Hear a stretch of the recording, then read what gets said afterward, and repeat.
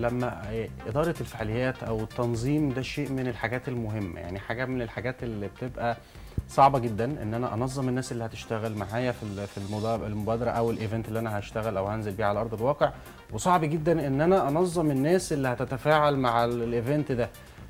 سهل جدا إن أنا أحط كلام على ورق، لكن صعب في أرض الواقع. بتعامل إزاي مع أرض الواقع؟ بس الأول تعرفيني إيه اللي شدك للموضوع ودخولك في الجمعية أو النشاط التطوعي؟ هو عموما انا بقالي في الجمعيه حاليا بالظبط 5 سنين.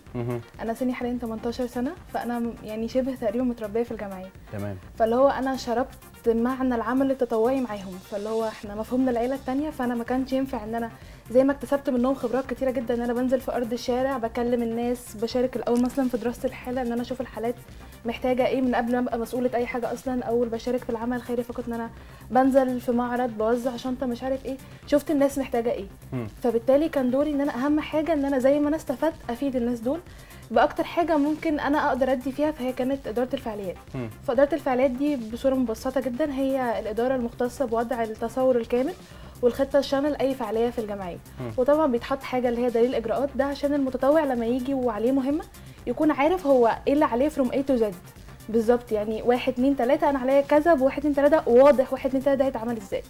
وبيتحط طبعا مع دليل اجراءات الهيكل الوظيفي ده بيكون فيه بقى المهمه بالاسماء.